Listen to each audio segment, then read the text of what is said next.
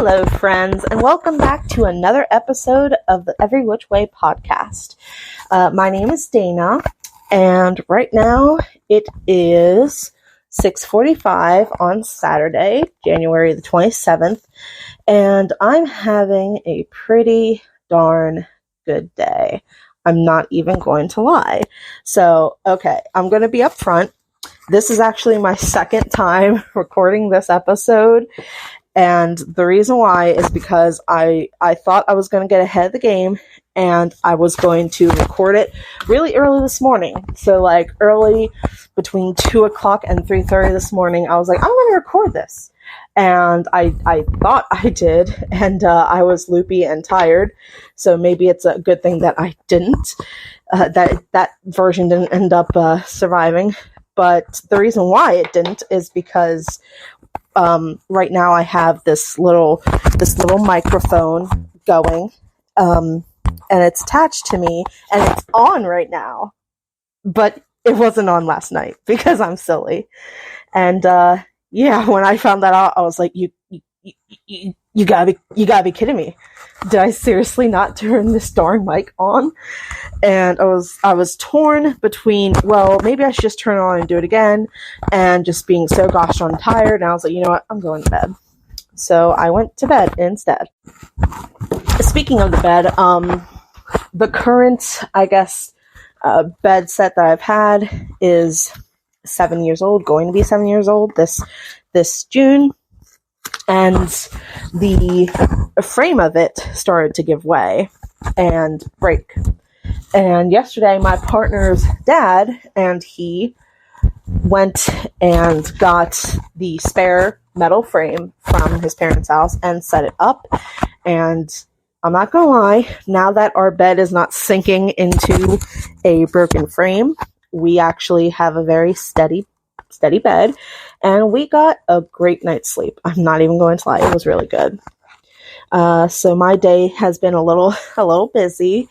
My partner and I, Dawn, we went to PetSmart because we decided that we were going to get a self-cleaning litter box because we had two of the Breeze ones with the pellets and the pee pads and stuff like that, but it was a lot to keep up on, and I'm not going to lie, we are indeed kind of lazy, and we just would go. It was just a lot. It was a lot.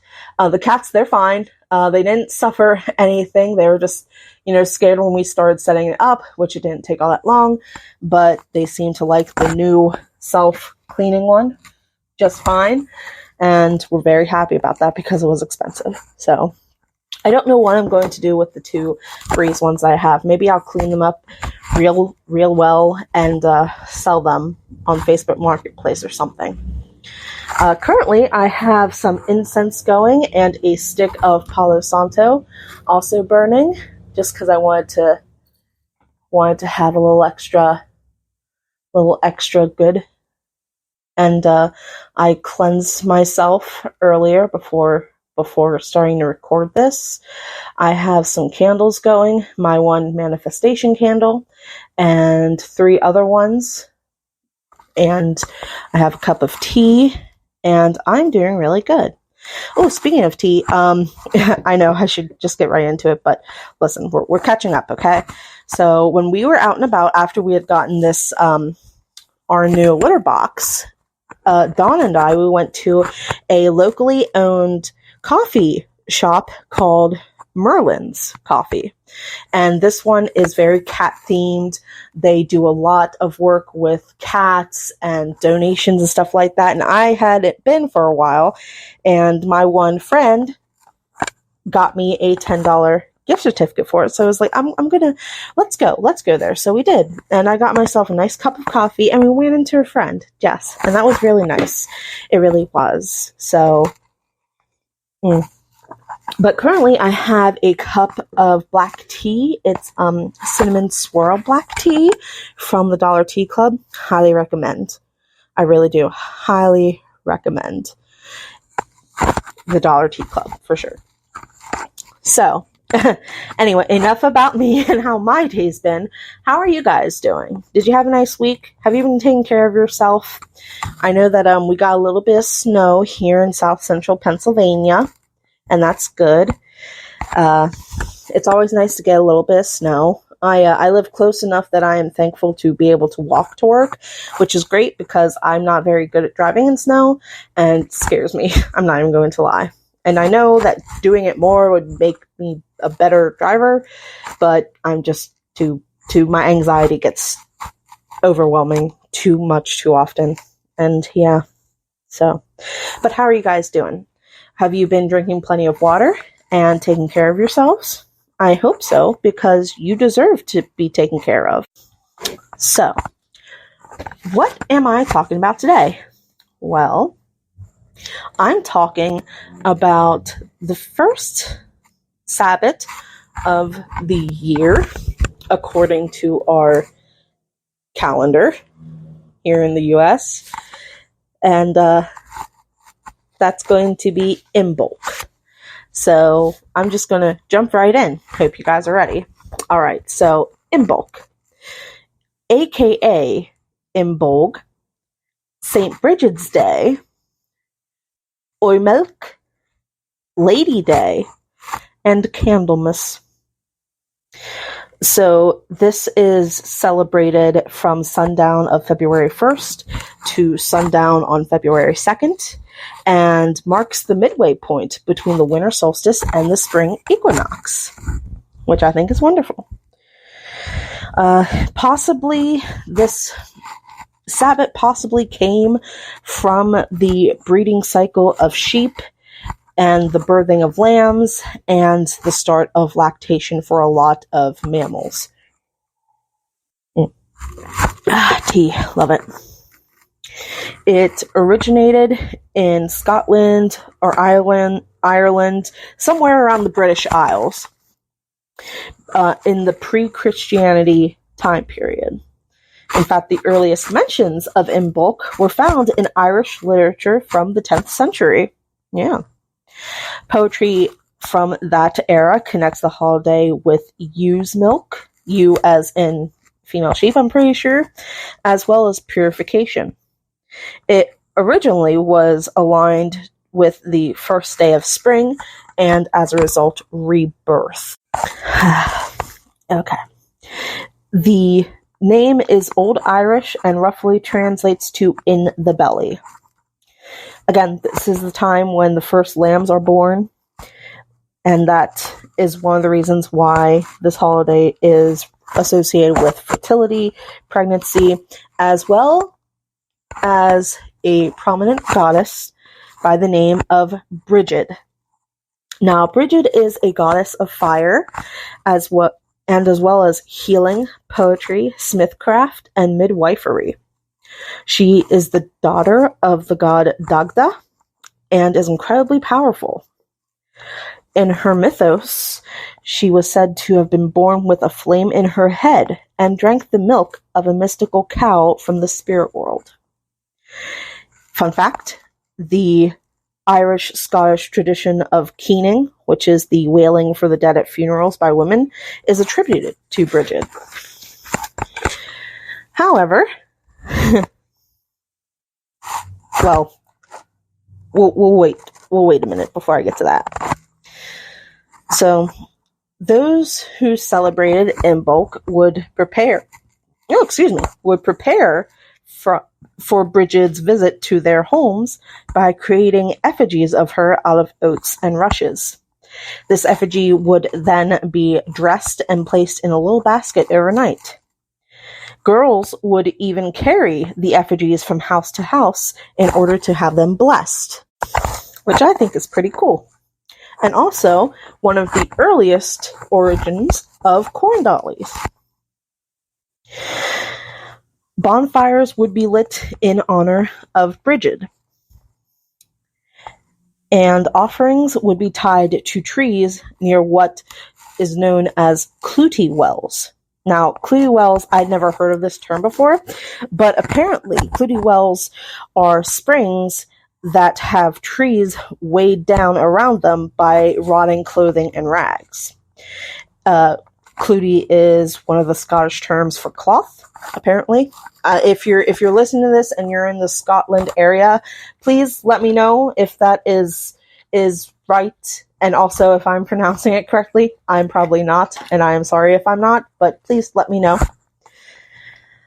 So these rags and the clothing were left behind by people who suffered from ailments like pain or illnesses, and it was believed that leaving them by the spring would help aid them in relief or cure of those diseases and ailments.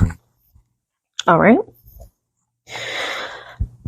So, as Christianity began to grow ever more popular, Brigid was eventually kind of morphed into Saint Brigid, who is the patron saint of Irish nuns, midwives, newborns, dairymaids, and cattle. But it's speculated whether the actual Saint Brigid even existed or not. At least that's what... Oops, sorry, didn't mean to hit my mic. At least that's what my notes say. Sorry, not my notes. That's what the research that I read said. So the church eventually replaced Imbolc with St. Brigid's Day on the 1st of February. But going back a little bit in time, I guess it's not closely related to Imbolc in a way, but a similar type festival from Rome was the festival of purification called Februalia, which is where the month February got its name. This took place at the end of the Roman year. This was a time when the gods and the dead were honored, and people would purify themselves for the new year. The goddess Juno in particular was celebrated, and she shares a lot of similarities with Brigid. But I'm not going to go deep in depth with Brigid or Juno or any other deities mentioned during this episode, just because I do plan to cover them in their own future episode. I hope that's okay. I hope you guys don't mind. And yeah. Oh no, my Palo Santo went out. I'm gonna put it, light it on fire. Again, I'm gonna light it on fire. Again, give me a minute. There we go. We're getting really smoky up in here. I like it. Anyway, returning to Februalia, it was later replaced by, and this is going to be a mouthful, the Feast of the Purification of the Virgin Mary. Wow, that I told you it was a mouthful. Wow. Another Roman festival, Sean Connor festival, that was arguably more popular than Februalia is Lupercalia. This festival began either on February 13th, not 14th, 13th, or on the last full moon of the Roman year. Okay, I hope this is making sense so far. It's speculated that Lupercalia is sort of a branch of Februalia, with sexual energies added to the purification and cleansing aspects. However, the main focus of this festival was a fertility ritual that occurred nearby the cave where Romulus and Remus, the founders of Rome, were suckled by a female wolf. And that cave was known as Lepercall, hence the name. It's actually believed to predate the Roman Empire in and of itself, and scholars do believe it is at its core Etruscan in nature, but it was, I guess, incorporated into the Roman culture when Rome was founded. Lupercalia was celebrated up until 494 CE, when Christianity took over and morphed it into their own feast day. Lupercalia was celebrated as a means of honoring the god Faunus, who is a horned deity, and Juno. Yeah. In North America, Native American tribes, whose calendar revolved around the lunar cycle, viewed winter as a mystical time. This was a time where more ceremonies and feasts were held, and it was viewed as a time of change and transition, making it the perfect opportunity for marriage blessings, renewed alliances, initiations, as well as name-giving. Moving to Africa, the ancient Egyptian goddess Renenutet, who is the goddess of childbirth and protection, was celebrated at this time of year. For those who celebrated her, they offered milk, wine, and bread, as she was also considered a deity of grain. And again, I will cover these deities in length in their own episodes, I promise. So, moving on, we go to China. Based on the old Chinese lunar calendar, the Chinese New Year typically falls between January 21st and February 19th. It's actually a celebration welcoming the coming of spring and is called Chunjie, literally meaning spring festival. And I'm sorry if I mispronounced that, I really am. This festival began on the last night of the last month of the Chinese lunar year and ended with the Lantern Festival. During this time, firecrackers were used to ward off unwanted entities. Deities and ancestors were given offerings, and a crap ton of incense was burned to welcome in good energies and also to dispel the bad ones. This was a time of ritual healing, divination, and fortune-telling. Okay.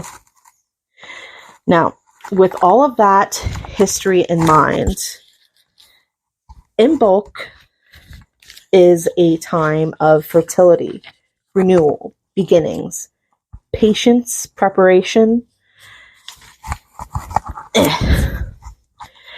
and a celebration of spring and the first stirrings of life from a long winter.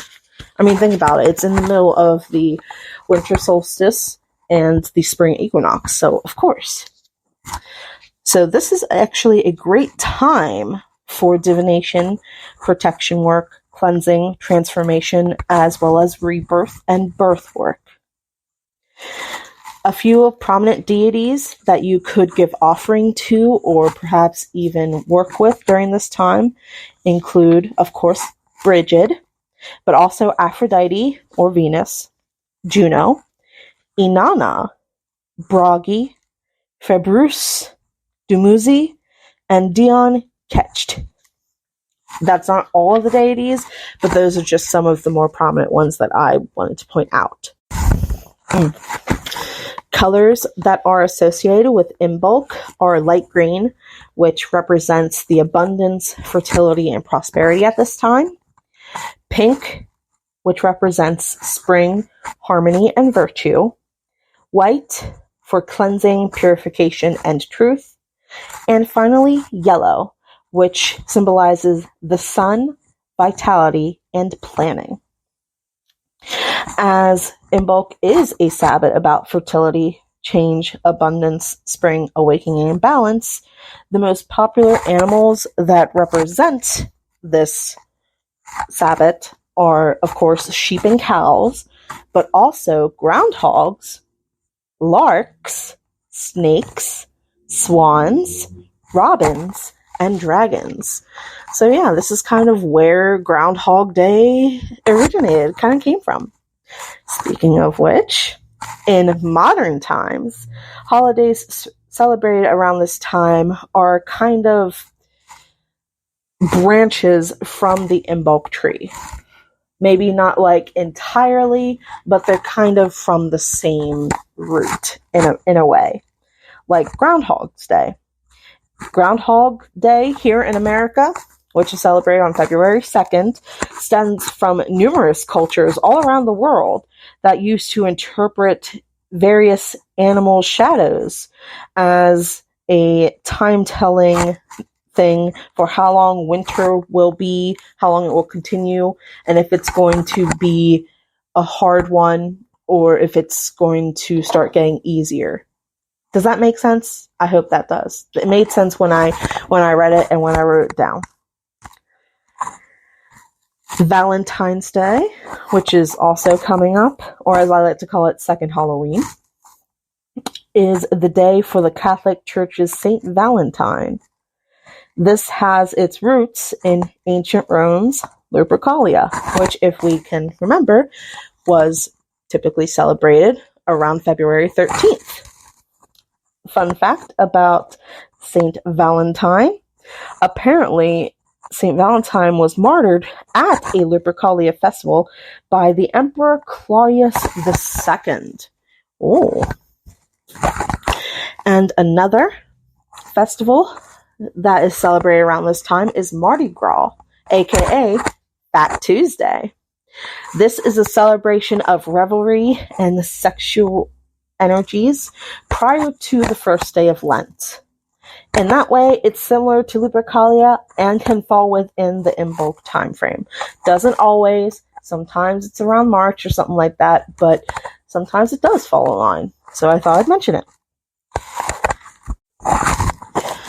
Due to a key component of Imbolc being the emergence from the dark, the cold, and winter, and to prepare for the coming spring, I have a few easy things to do to honor this day.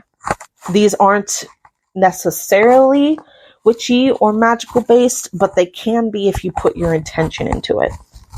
The first one I have up is cleaning. Now, this could be cleaning your home, your car, your workspace, or even cleaning yourself spiritually, like taking a cleansing bath or shower, grounding, meditating, something like that, you know? Plant seeds. A big part of this time of year is not just the fact that winter is slowly starting to die off, but that it's a good time to start preparing for what you want to plant or grow in the upcoming spring and summer. I hope that makes sense. It made sense in my head. Do something positive, but a little out of your comfort zone. An example of this is trying a new food. Thank a deserving stranger, such as a grocery store worker or a librarian. Something like that, you know? But what if you're not fully out of the broom closet yet? What if you are just flying under the radar because it hasn't been your time yet to come out and freely express yourself, which is fine. What are some things that you can do? Well, you could light a candle in honor of Brigid. Now, when I say this, I'm not saying as you're doing this, say Brigid's name, but your intention, oops, sorry, I didn't mean to hit my mic. Your intention when you light it is what's going to make it for Brigid. You know what I mean? You could drink a cup of milk or a drink that has milk in it. Milk is a big part of this sabbat because, once again, was considered back in the old cultures, but also even today, a time when animals started lactating and giving birth. So, drinking milk or eating something with milk in it could, be your way of celebrating the Sabbath. Whistling. A lot of animals are coming out of hibernation or even flying back from the south. And one of the things that symbolizes the coming of spring is birds singing and whistling. So you could do that. Sorry, I just yawned. You could also make a meal with foods associated with this holiday. And those foods are dried fruits, nuts, canned or pickled foods, any and all dairy products. So yeah, baby, this is a great Sabbath to eat that cheese. Yeah, eat it. You know you want to. It's great. Everyone loves cheese. And if they tell you they don't love cheese, they are lying. Okay? Cornmeal, grains, cider, potatoes, boil them, mash them, stick them in a stew,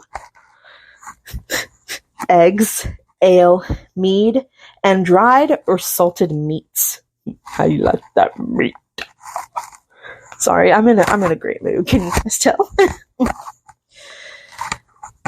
Some herbs that you could use in your either cooking or in your spell work for the Sabbath include, but again, aren't limited to, angelica. And for angelica, you could use it to represent consecration, purification, or insight.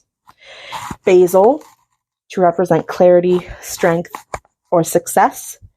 Blackberry or bramble, to represent growth, fertility, and prosperity.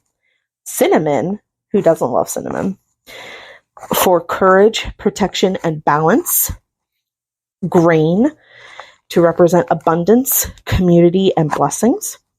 Reed, for action, confidence, and inspiration.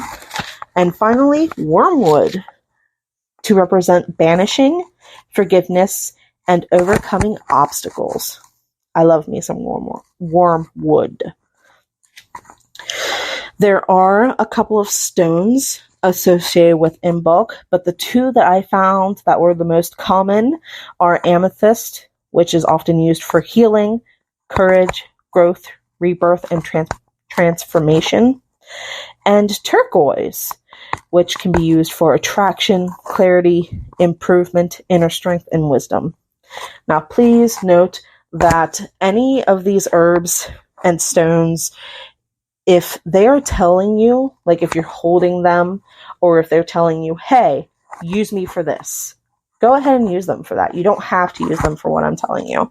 This is just some of the common denominators that I found when doing my research, okay? Okay, just wanted to get that off my chest.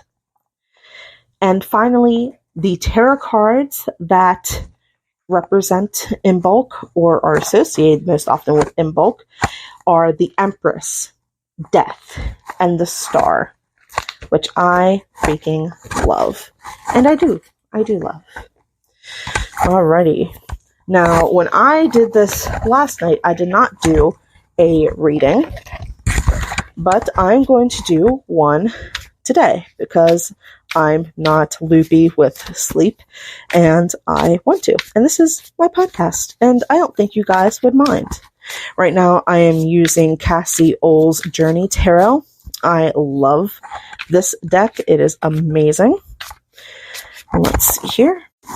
Alrighty, I paused the recording to do a more in-depth shuffle, so I hope that this doesn't sound too disjointed or anything like that, but let's do one last little round of shuffling.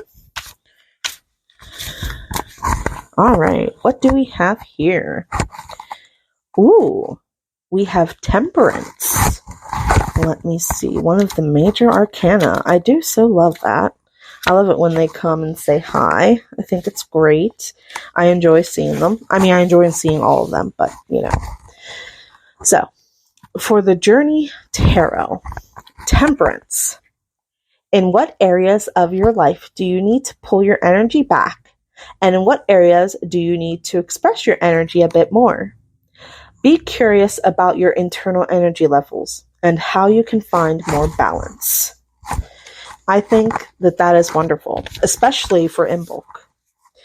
I know that in this day and age, it's really difficult to balance work and life, especially over the past couple of years. I know that for me, in my job, we've had a butt ton of overtime the last year because of the pandemic and all the things that were associated with that.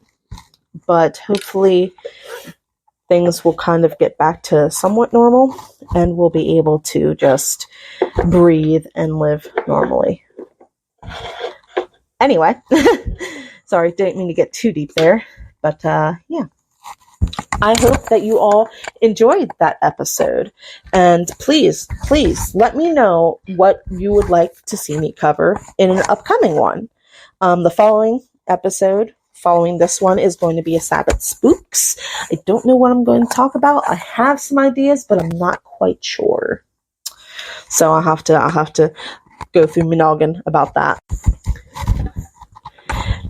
I want to thank you for listening to me talk at you about Imbolc. And I just want to let you guys know that it means the world to me that you take time out of your day to listen to me.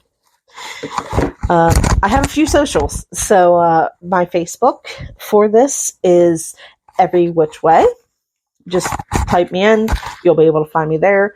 I don't really often post there. I need to get better about that, I know. But it's kind of not my main thing. My main thing that I've been doing has actually been TikTok, which I hate to say, but my partner would be very proud of me for. And I'm Witch of the Gathering on TikTok. Not Witch of the Gathering podcast, just Witch of the Gathering over there. I post a couple videos every week, mostly daily draws. I also post videos with my cats and stuff like that. And I also have an email, the Every Which Way podcast at gmail.com, if you want to send me an email. Before I officially end this, I just want to say that it would be a tremendous help to rate this podcast and to give me some feedback. Please let me know, again, what you would like me to cover or what I could improve on or anything like that. It's really important in order to get this podcast seen and get to the people that it needs to get to, that you do rate and stuff like that. It's free. It doesn't cost you anything, I swear.